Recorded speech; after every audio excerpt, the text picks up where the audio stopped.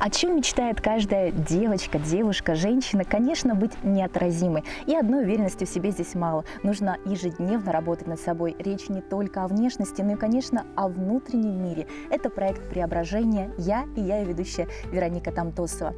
Мы со съемочной группой вместе со смелыми девушками, которые оставили свои уютные квартиры, отправились на поиски их нового «Я», чтобы показать вам, что преображение возможно. И сегодняшняя наша героиня Ирина Серебренникова. Сколько? Кто папа? Порядок нужен глупцам, а гений властвует в хаосе. Кто это сказал, не знаю. «Сиять всегда, сиять везде», перефразируя известного классика, так можно охарактеризовать нашу героиню Ирину. Ей 50 лет, но вряд ли столько можно ей дать. Одежду всегда выбирает яркую, помаду красную, а обувь непременно на каблуках. Если где встретить, не заметить ее невозможно. Дома Ирина – знатная хозяюшка. Ее стряпню любят дочка, зять, внучка и, конечно, любимые коллеги. Когда приходят гости, стол ломится от яств. Несмотря на несколько эпатажную внешность, трудится она на очень ответственной работе. Она радиооператор в аэронавигационной службе. Отвечает за связь Земли с воздушными судами. Она очень большой экспериментатор вообще по жизни. Она, что касаемо внешности, заканчивая увлечениями, какими-то путешествиями и прочим. Поэтому это было на самом деле вообще неудивительно, что она согласилась на такое. Она такая же эпатажная, очень необычная девушка, и мне кажется, это прямо ее. Поэтому ее звездный час. Для нее участие в проекте, как она сама признается, своего рода испытание. Хотя любит и часто путешествует по стране и за рубежом, комфорт для нее прежде всего. В походах на природу, да еще с ночевкой, как ни странно, она ни разу не была, не считая пребывания в пионерском лагере «Артек» в глубоком детстве. Так что еще неизвестно, чем обернется для Ирины ее решение. Готова ли расстаться со своим ярким образом? Прислушается ли к советам специалистов? Посмотрим.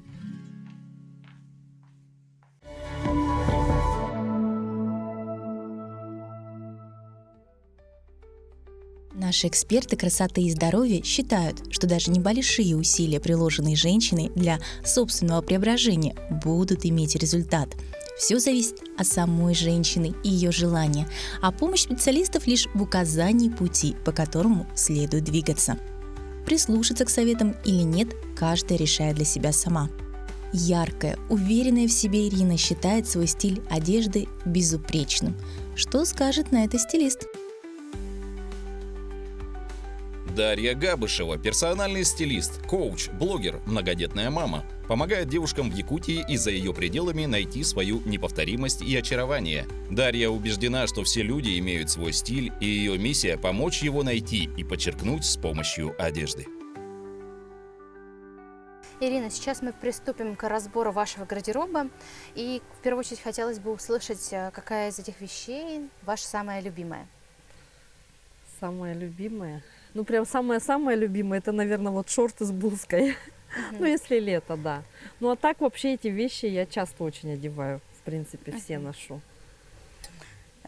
Шорты белые и достаточно короткие, да? Это, я думаю, что это своего рода вызов.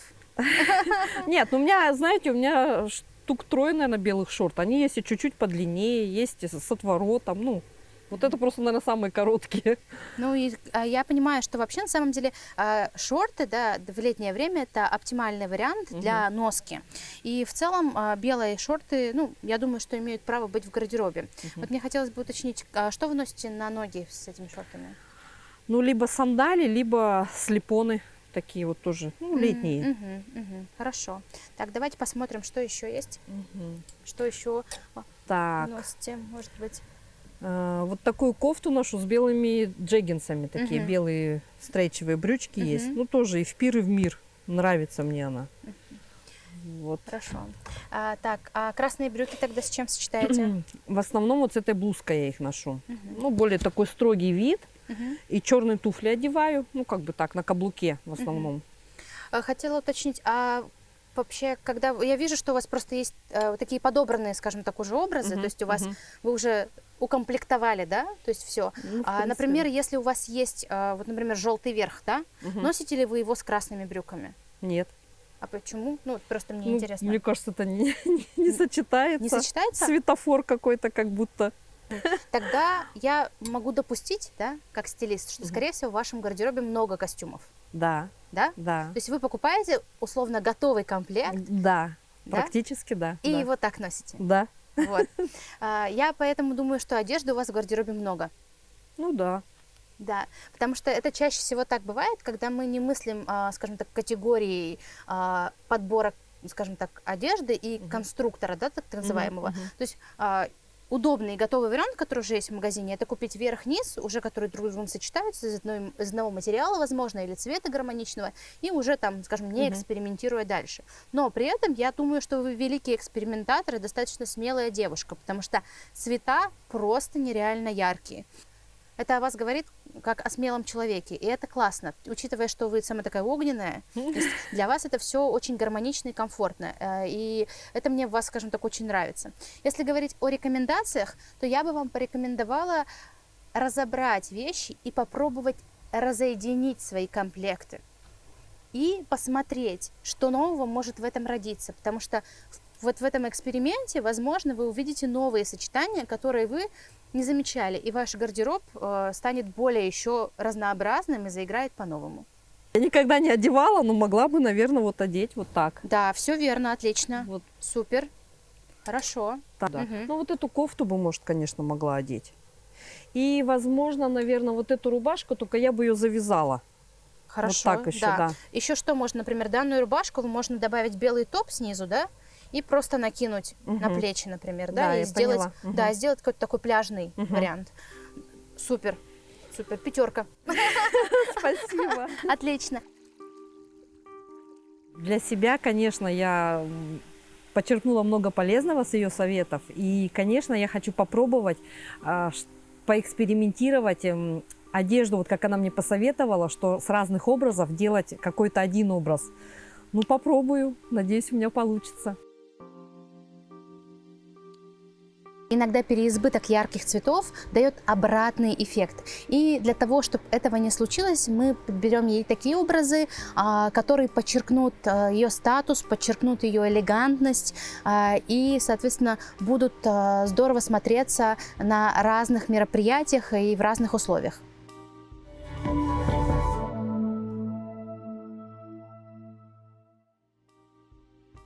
Похоже, Ирине есть над чем задуматься. Далее ей предстоят более серьезные испытания, чем разбор гардероба. Казалось бы, у внешне успешной, позитивной Ирины в жизни все хорошо. Любимая работа, дети, внучка, увлечения. Но, как говорится, у каждого есть свои скелеты в шкафу. Одна проблема не дает покоя уже много лет. И с ней она все же решилась поделиться с психологом. Ксения Ивашковская, семейный психолог, психотерапевт, тренер школы гибких навыков, помогает лучше понимать себя, справляться со сложными жизненными ситуациями, обучает навыкам безопасного общения и управления конфликтами, автор блогов и публикаций в СМИ по детско-родительским отношениям. Ирина, вы, когда мы с вами говорили, рассказали о ваших отношениях с мамой. Я узнала, что ее уже нет в живых, но у вас к ней остались сильные чувства, которые вам беспокойство причиняют и сегодня. Да, это чувство вины, и вы об этом сказали. Да, это есть. Как бы вы хотели чувствовать себя? Как бы вы хотели, чтобы это изменилось? Ну, я не знаю, просто... Ну вот она в 2011 году умерла, получается, 13 лет ее уже нет. Но это чувство-то у меня не проходит. То есть время не отпускает как будто. Ну говорят же вроде как время лечит там или что-то. А чувство вины-то сохраняется. Ну, хотелось бы, наверное, как-то, чтобы оно когда-то прекратилось. Скажите, пожалуйста, какими ваши отношения были? Сложными. С мамой у меня были сложные отношения. У меня мама очень жесткий, требовательный, строгий человек. Ну, как бы, ну, подружками мы с мамой никогда не были. Получается, мама так реагировала на вас повседневно, что было понятно, вам было заранее понятно, что Да. да, скорее всего, это будет сложно, или вам было страшно поделиться Скорее всего, даже ошибками? страшно. Скорее Страшно. всего, даже страшно, да. В чем, по вашему мнению, вы виноваты перед мамой? Ну, мне кажется, что я очень мало ей уделяла времени. Вот когда она заболела, ну, то есть у нее там случился 3-й инсульт, она уже, ну, просто сидела дома. Ну, то есть она понимала, конечно, все, но у нее уже речь была нарушена, как бы она почти не ходила. Ну, понимала, что это мой долг, я дочка, да, там привезешь что-то там, вкусняшки какие-то, посидишь с ней. Ну, вот просто посидишь и все. Ну, я, конечно, там пыталась там ей что-то рассказывать, чтобы она хотя бы... Она улыбалась, понимала какие-то там шутки, улыбалась. Хотелось что-то ей такое рассказать, чтобы она улыбнулась.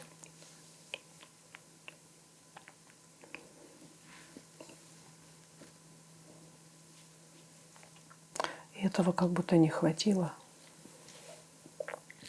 Да. Как будто не хватило. Когда вы говорите «не хватило», ей и кажется, что и вам тоже не хватило. Ну, я не знаю, почему именно это. Мне кажется, что вот я виновата, что... Конечно, что если бы я с ней дольше сидела, может, она и не прожила бы дольше, но почему-то мне так кажется, что вот именно я мало времени с ней проводила.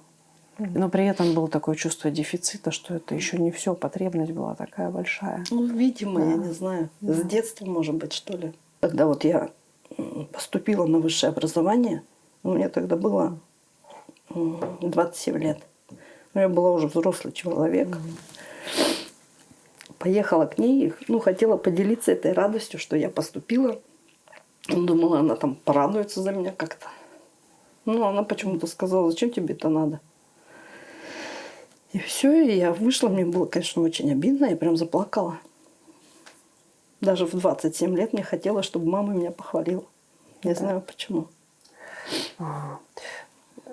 Это такая потребность, для которой не нужны рациональные объяснения. Ребенок хочет, чтобы мама поддержала. Это очень важная же потребность базовая. Дело в том, что есть такое понятие вина справедливая, когда мы нанесли ущерб, и вина токсичная, когда мы ущерба не нанесли, а вину чувствуем все равно. Когда родитель критично относится, и мы привыкаем к себе критично относиться. Если мне чего-то не хватило, значит, я виновата, я не додала. Но правда в том, что в детско-родительских отношениях вот эти правила устанавливает взрослый. Мама установила те правила, по которым развивались ваши отношения. Вы пытались это изменить, занести себя в эти отношения. Но мама взрослый человек, она тверже, она поставила границу. Да? И поэтому совершенно понятно и известно, что ответственность за это лежит на взрослом, на родителе, то, как развились отношения. А с вами остался вот этот дефицит, неудовлетворенная потребность. Когда у меня дочка появилась, я прям, не знаю, у меня прям эта мысль была в голове, что я с дочкой должна быть подружкой. Ну, чтобы у меня у дочки не было такого, что вот у меня когда с мамой там конфликт был очень серьезный, я к тете хотела уехать. И поэтому я, думала, с дочкой мне надо прям дружить. Думаю, мне это, надеюсь, удалось. У нас с дочкой очень теплые отношения. Вы изменили эту традицию? Надеюсь, что да. Вы стали тем поколением, на котором эта традиция тепла, она изменилась, отношение стало теплым. Теперь дочка сможет передать дальше своему ребенку тепло. Да. Ирина, я хочу вам предложить попробовать посмотреть на вот это чувство вины вот с новой стороны, да, как на сожаление о вас обоих,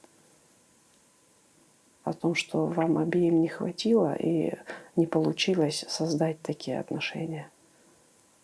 Это сожаление справедливо для вас, как для ребенка. Вы ведь ребенок в этих отношениях. Как вам откликается слово «мне жаль, что так сложилось»? Наверное, да. Жаль.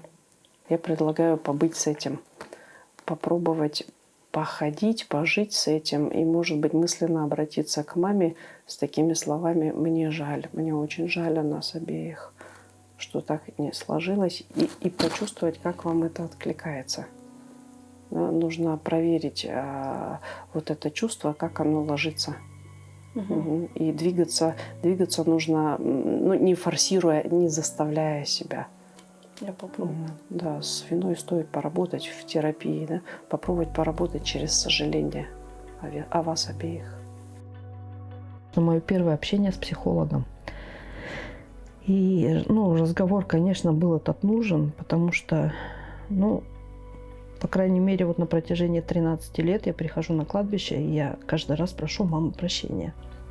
Посоветовала перефразировать, что я сожалею. Я, конечно, попробую так сделать. Я поживу с этой мыслью. Может быть, действительно это поможет отпустить эту ситуацию. Теперь будущее Ириной семьи теперь потечет по другому руслу. Там будут другие отношения между матерями и девочками. Это просто вообще круто очень. Ира большая умница, молодец.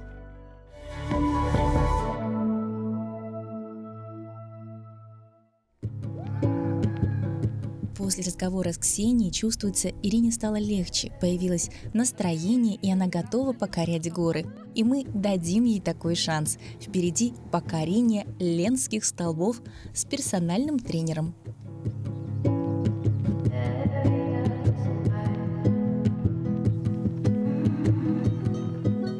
Ленские столбы – национальный природный парк. В 2012 году парк вошел в список всемирного наследия ЮНЕСКо. Скальные образования, высота которых доходит до 220 метров над уровнем реки, простираются на многие километры вдоль реки Лены. Сам парк, который является одной из главных достопримечательностей и гордостью Якутии, находится в 200 километрах южнее Якутска. Чтобы посетить Ленские столбы, нужно доехать до противоположного берега и переправиться на катере. Летом также можно до них доехать на быстроходных катерах или комфортабельных теплоходах. Зимой же посетить Ленские столбы проще. Можно доехать на автомобильном транспорте. Ирина, вы не представляете, мы в таком шикарном месте под названием Ленские столбы. Наша задача подняться наверх. Вы когда-нибудь были там? Ни разу. Наверху ни разу не было. Ну что, поехали? Поехали. Ирина Севрюк. Персональный тренер, трехкратная чемпионка мира по масс-рестлингу, 10-кратная чемпионка Якутии, лауреат Ассоциации национальных видов спорта «Сахада Спорт», имеет образование педагога-психолога и 10-летний опыт в качестве тренера, занимается фото и видеосъемкой, любит путешествия, увлекается музыкой и психологией.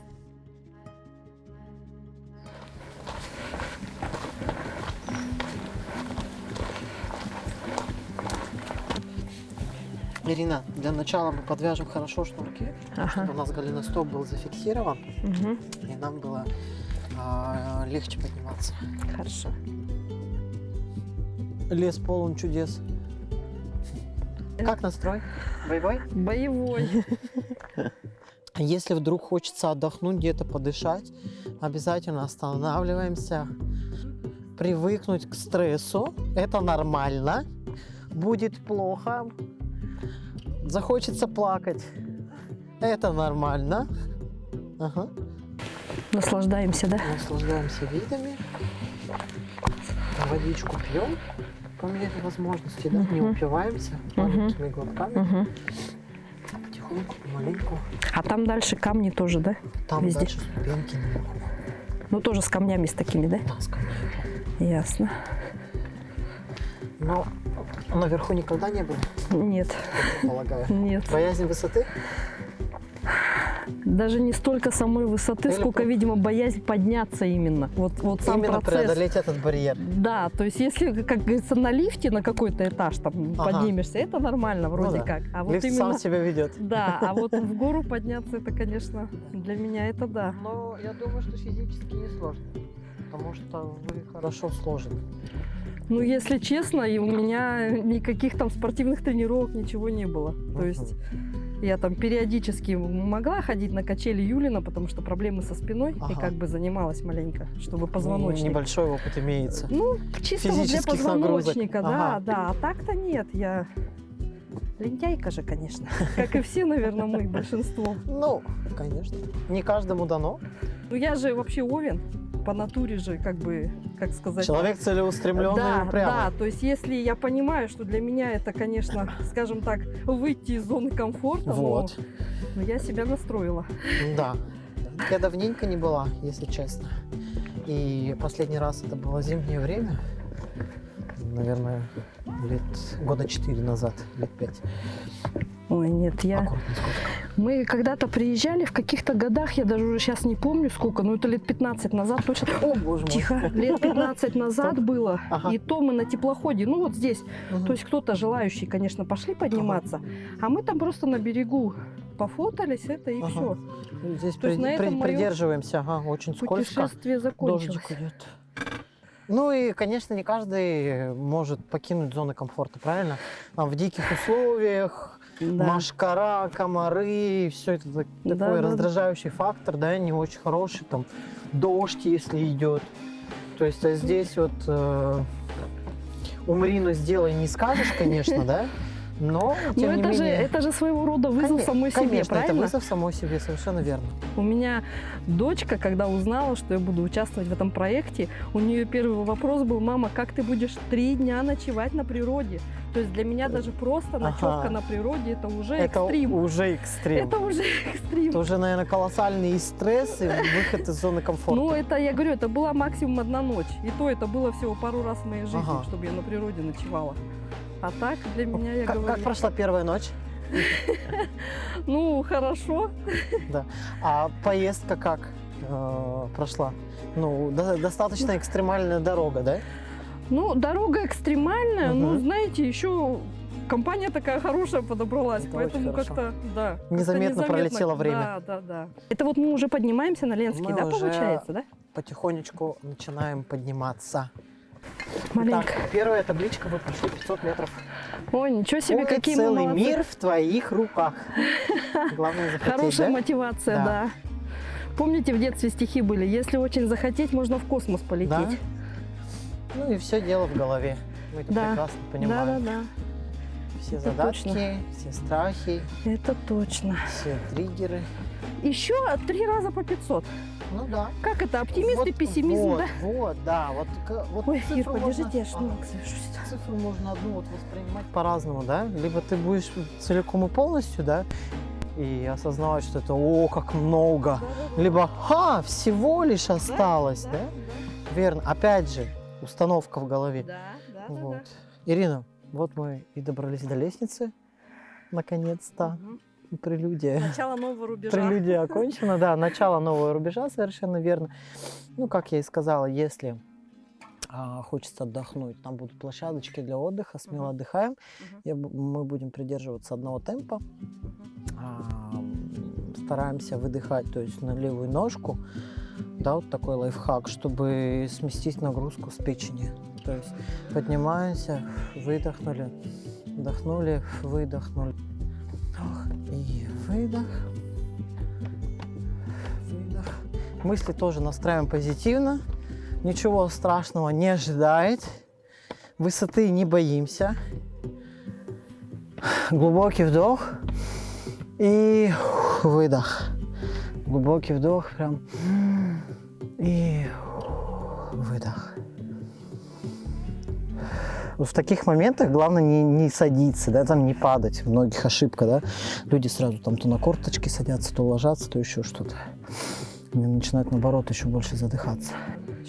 Ничего себе. Все, здесь сверху у нас открывается. Здесь вот потихонечку.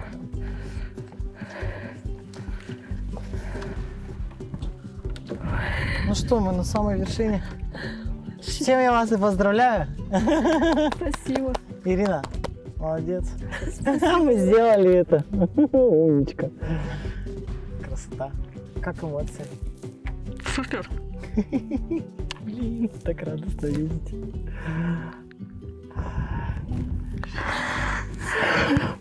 Какая молодец. Я это сделала. Причем самостоятельно. Ой. Сейчас можно насладиться красотой. Угу. Когда-то давно прочитала, что на смертном одре человек жалеет только о двух вещах, что мало любил и мало путешествовал. Мало путешествий. Да.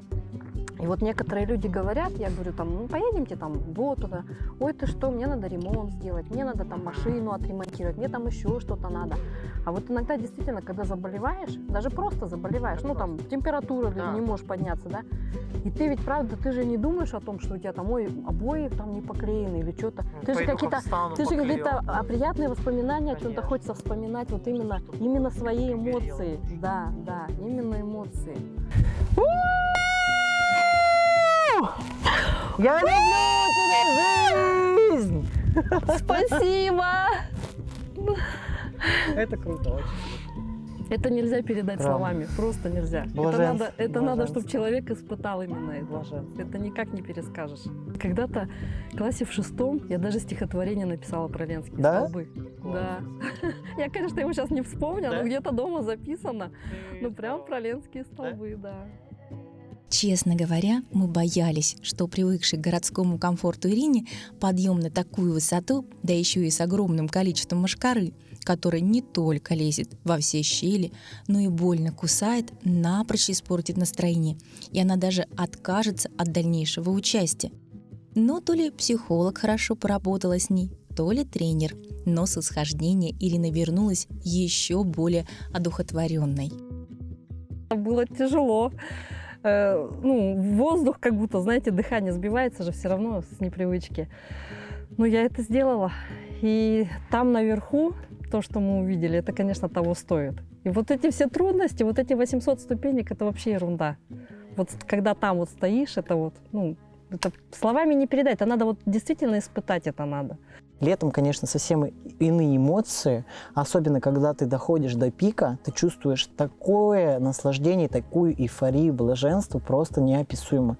Поэтому я всем людям советую, зрителям, ставить себе цели, не останавливаться на достигнутом, совершать новые цели, да, и если кажется, что страшно, нужно только начать и сделать первый шаг, вот как Ирина.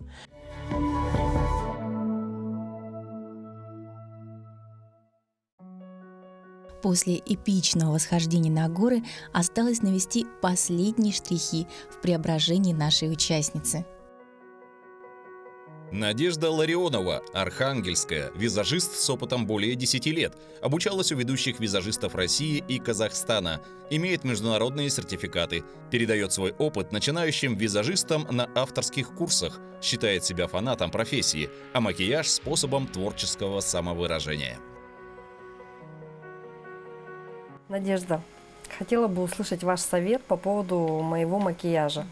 Ну, сильно краситься я как бы не крашусь, но мне нравится, вот, допустим, ваш макияж. Так я не умею точно. Хотелось бы попробовать. Хорошо, делаем макияж, как у меня, да? Да, если Какие-то можно. еще запросы, может быть, по анатомии лица, может быть, что-то хотите? Ну, у меня вот крупные поры, ну, хотелось бы это скрыть, и так как у меня крупные черты лица, нос тоже крупный. Если можно его как-то на визуально... самом деле у вас не крупные черты лица, у вас Но нос точно крупный. достаточно узкое, такое аккуратное личико. Нос немножко можно подкорректировать. Оптически с помощью макияжа и некоторых хитростей мы его сузим.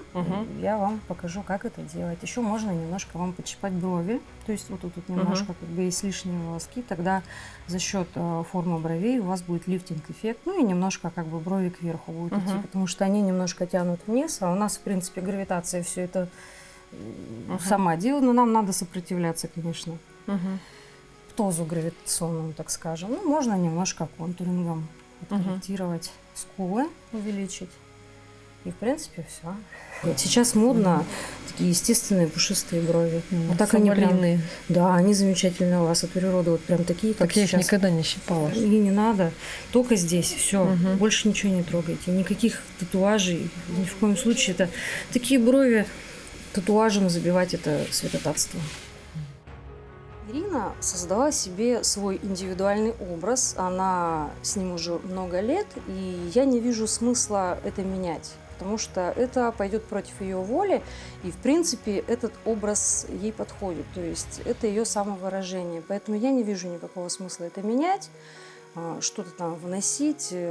Мы решили сделать ей макияж такой же, как у меня, ей понравился мой образ, мы так сделали, я надеюсь, ей понравилось.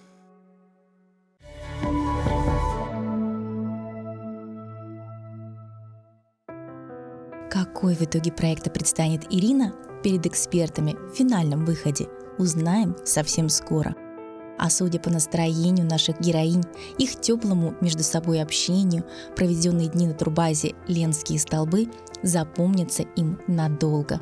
Отвлечься от ежедневной суеты, отдохнуть и перезагрузиться, услышать свое внутреннее «я» им удалось, чему мы несказанно рады. Мы долго шли к этому моменту, и наконец-то он настал. Наша следующая участница Ирина.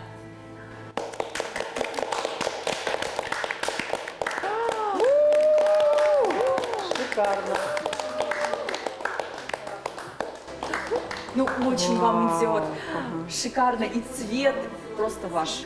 Точно, как ощущение? это точно. Вау. Шок, Очень хороший прекрасно. шок. Что особенно шокировало? Прическа. Прическа. Да, для Кудри, меня где это- кудри? Да, Где где кудри? кудри? Ну, где вот это, где все мое. У Ирины в общей сложности два образа. Это первый. И здесь хочется отметить, конечно, что он тоже совмещает индивидуальность Иры, потому что Ира у нас, как вот мы помним с разбора гардероба, любит яркое, сочное все. Здесь все это осталось, да, но мы добавили, опять же, украшения, сделали более такой минималистичный, сдержанный и более элегантный образ. Хочется подарить букет такой женщине. Цвет прямо очень ваш. Прямо супер ваш. А вот эта новая элегантная форма, да, которая такая прям непривычная, да, как вы себя чувствуете там внутри? Бабочки. Это чудесно. Куда пойдешь? Классно. Очень здорово. Ждем второй образ. Мне кажется, он будет такой же потрясающий. Спасибо. Спасибо. Яркой, но в то же время элегантной. Вот какую увидели Ирину наши воятели красоты. Кажется, нас уже невозможно удивить ее образом. Она такая яркая, такая потрясающая. Интересно, какой второй. Итак, встречаем Ирина. Вот это да! Это потрясающе. Мисс элегантность, да? Да. В каждом, Вообще супер, да. в каждом Это вообще, вообще. в каждом шаге. Как? Супер. Вообще, вот я прям вот правда довольна.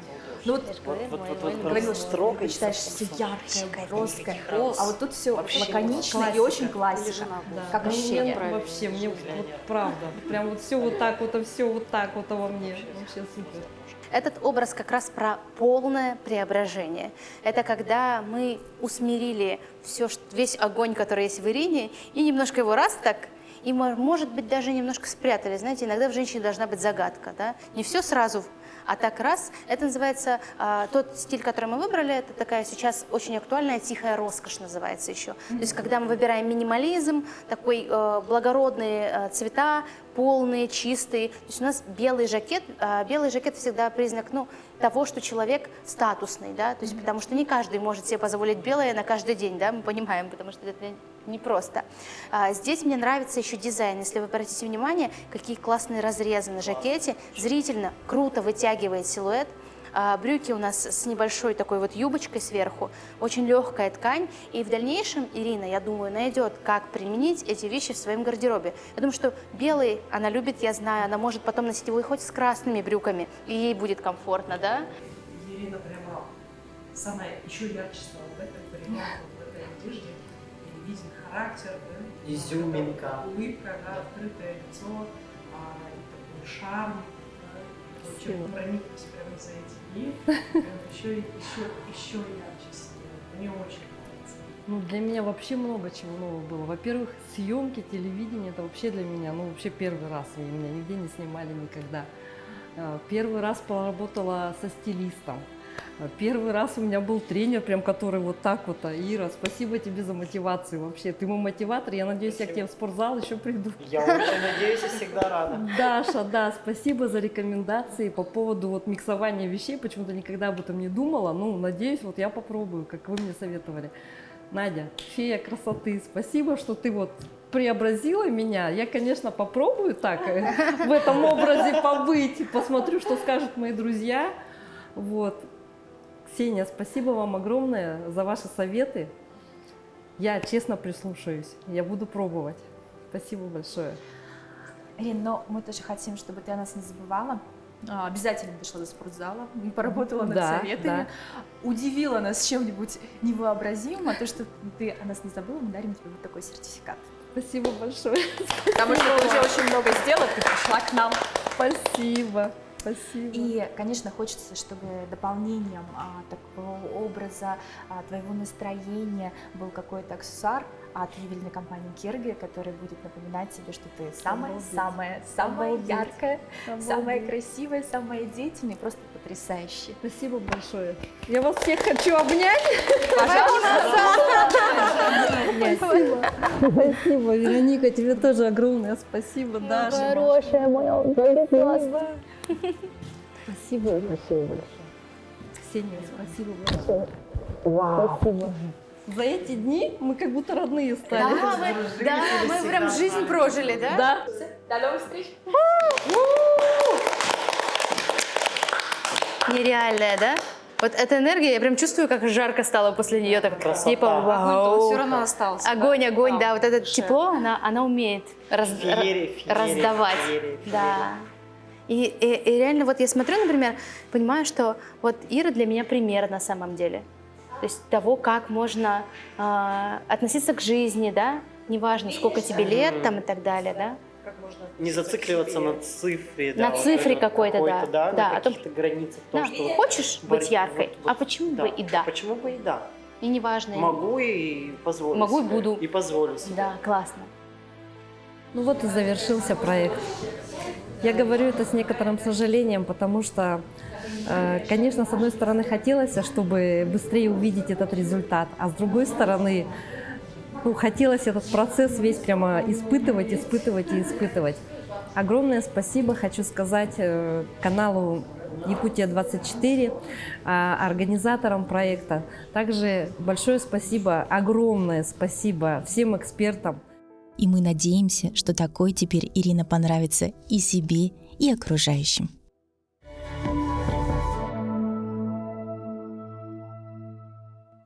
Вот и завершился второй сезон нашего мотивационного телепроекта «Я». Наши героини Айсена, Лидия, Светлана, Ирина в доверии специалистам преодолели свои страхи и неуверенность. У них все получилось. Мы очень за них рады и верим, что наш проект покажет каждой женщине, что изменения возможны. Достаточно лишь полюбить себя и очень захотеть перемен.